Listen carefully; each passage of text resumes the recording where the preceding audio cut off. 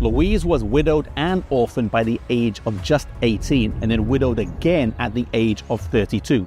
She was born in the second half of the 16th century in 1555 as the eldest of 4 children to Huguenot noble French Admiral Gaspar de Coligny.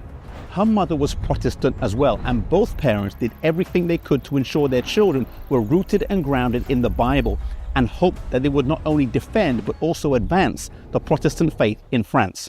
She would have grown up in the family castle behind me, and at the age of 7 the French wars of religion broke out between the French Protestants and Catholics that would rage for the next 36 years.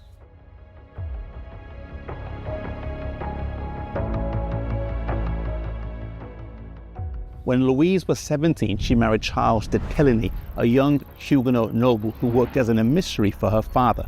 Her father advised her to marry him in what was unconventional advice at the time. She had richer and more titled suitors, but her father advised her that he would make her happier with his rare and good qualities.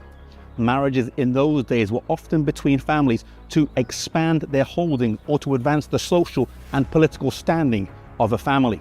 To advise her daughter to marry a good man rather than a wealthy man marked the humility and divergent values of the Huguenots.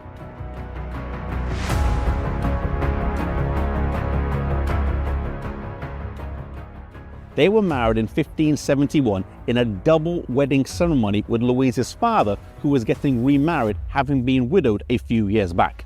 Just a year later, in 1572, Louise would suffer a terrible setback that she withstood by the grace of God. In August 1572, they were here in Paris for the wedding of Henry de Navarre and Marguerite Valois, the king's sister, a failed attempt to bring the wars to a close through intermarriage.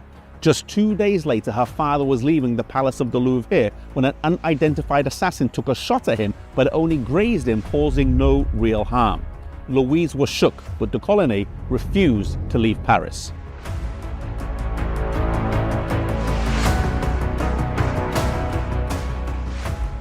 On the 24th of August at midnight, the bells began to toll, beginning with the bells right here behind me in Saint-Germain-l'Auxerrois.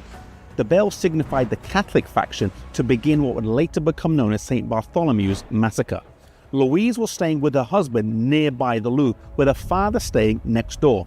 She later recounts that she saw her father murdered, but exactly how this happened we do not know. We know he was shot in his bedroom and his body was thrown out the window, so it's possible she had to run past his body in the street as she fled the scene.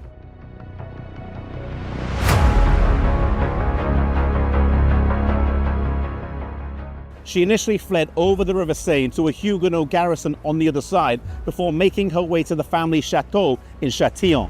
Then with her stepmother and her brothers, they escaped to Geneva and then on to Bern and Basel.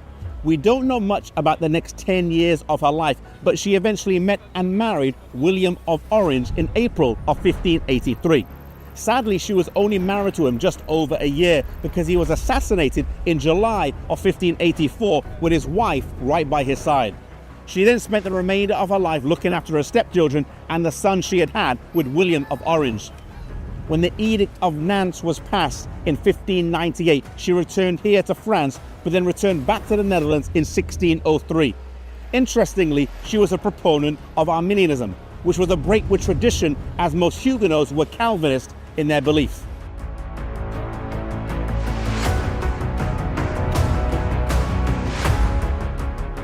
She died on the 9th of October here at the Fontainebleau Palace just south of Paris.